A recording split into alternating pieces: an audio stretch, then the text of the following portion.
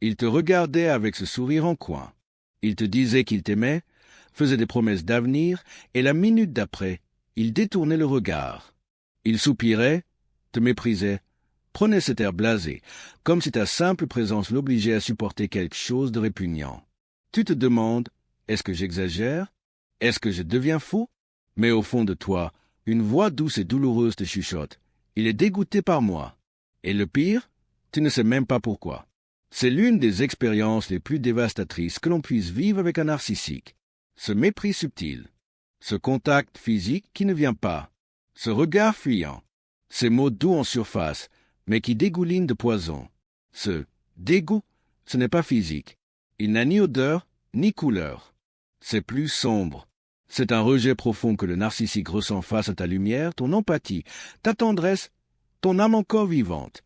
Il faut que tu comprennes une chose essentielle. Le narcissique ne ressent pas du dégoût parce que tu aurais fait quelque chose de mal. Il ressent du dégoût parce que tu lui rappelles tout ce qu'il a tué en lui. Toi, tu ressens encore. Tu t'attaches. Tu pleures, tu pardonnes, tu aimes sincèrement. Et ça déclenche en lui une rage silencieuse. Parce qu'il ne peut plus accéder à cette partie humaine. Il a enterré trop tôt pour survivre et maintenant, en toi, il voit ce qu'il a perdu. La présence d'une personne sensible, authentique et émotionnellement ouverte est insupportable pour un narcissique, car elle révèle l'abîme où il a enfoui son humanité. Chaque geste, une larme, une main tendue, une inquiétude sincère, lui rappelle sa propre incapacité à ressentir. Voilà pourquoi il se moque de tes émotions. Voilà pourquoi il lève les yeux au ciel quand tu veux parler. Voilà pourquoi il te regarde comme si tu étais faible. Tu es le miroir qui lui montre ce qu'il refuse de voir. Et il doit te détruire, te faire taire, te convaincre que tu es trop sensible, trop dramatique, trop intense. Parce que si tu continues à briller, ta lumière va réveiller les ombres qu'il tente de fuir. Le dégoût du narcissique est en réalité une haine déguisée pour tout ce qui est encore vivant. Mais il y a quelque chose de plus cruel encore. Souvent, ce dégoût ne se montre pas de manière flagrante. Il se cache dans le silence, la distance, l'indifférence. Il fait comme si de rien n'était, mais il refuse de te toucher. Te regarde comme si ta présence le dérangeait. Et toi, tu t'adaptes, tu pars moins, tu t'endurcis, tu te retiens. Mais ce n'est jamais suffisant. Parce que ce qui l'agace, ce n'est pas ce que tu fais, c'est ce que tu es. Et là se trouve le paradoxe le plus cruel. Le narcissique est dégoûté par toi, mais il a besoin de toi. Il a besoin de ton énergie, de ta chaleur, de ton empathie.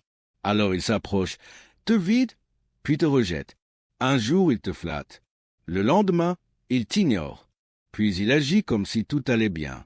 Et toi, perdu dans cette montagne russe émotionnelle, tu finis par croire que le problème, c'est toi. Mais non. Tu es simplement face à quelqu'un qui a renoncé à sa propre essence et qui attaque tout ce qui lui rappelle ce vide. Il est dégoûté par ton ouverture parce qu'il est incapable de s'ouvrir. Dégoûté par ton amour parce qu'il ne sait plus aimer. Dégoûté par ta douleur parce qu'elle fait écho à une souffrance qu'il a tellement enfouie qu'il la considère aujourd'hui comme une faiblesse. Il n'est pas dégoûté de toi. Il est dégoûté de son impuissance face à ta force, de ton courage à rester humain, malgré tout. Et quand il te rejette, ce n'est pas toi qu'il rejette.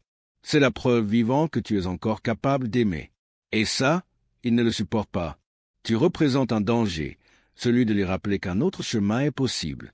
Alors ne te tais pas, ne te diminue pas, ne change pas pour plaire à quelqu'un qui rejette ce que tu as de plus beau. Le dégoût qu'il ressent est une preuve que tu es encore vivant. Ce n'est pas une faiblesse, c'est une force.